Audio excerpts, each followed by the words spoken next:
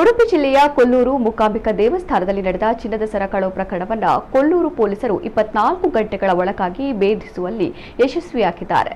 ಈ ಸಂಬಂಧ ಆರೋಪಿ ಮಹಿಳೆ ತೆಲಂಗಾಣ ರಾಜ್ಯದ ರಂಗಾರೆಡ್ಡಿ ಜಿಲ್ಲೆಯ ಗಣೇಶನಗರದ ಯಾದವ ದುರ್ಗಮ್ಮ ಎಂಬಾಕೆಯನ್ನು ಬಂಧಿಸಿ ಆಕೆಯಿಂದ ಕಳವುಗೈದ 2.5 ಲಕ್ಷ ರೂಪಾಯಿ ಮೌಲ್ಯದ ಹವಳದ ಚಿನ್ನದ ಸರವನ್ನು ವಶಪಡಿಸಿಕೊಳ್ಳಲಾಗಿದೆ. ಸೆಪ್ಟೆಂಬರ್ 26ರಂದು ರಾತ್ರಿ 9 ಗಂಟೆ ಸುಮಾರಿಗೆ ದೇವಸ್ಥಾನದಲ್ಲಿ ದೇವಿಪ್ರಿಯಾ ಎಂಬುವರ ಬ್ಯಾಗ್ನಲ್ಲಿದ್ದ 2.5 ಲಕ್ಷ ರೂಪಾಯಿ ಮೌಲ್ಯದ 3 ಪವನ್ನ ಹವಳದ ಚಿನ್ನದ ಸರ ಕಳವಾಗಿತ್ತು.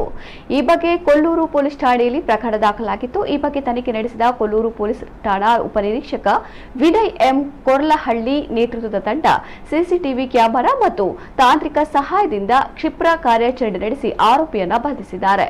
ಈ ಕಾರ್ಯಾಚರಣೆಯಲ್ಲಿ ಕೊಲ್ಲೂರು ಪೊಲೀಸ್ ಉಪನಿರೀಕ್ಷಕಿ ಸುಧಾರಾ ನಿಟ್ಟಿ ಹಾಗೂ ಸಿಬ್ಬಂದಿ ಪಾಲ್ಗೊಂಡಿದ್ದರು.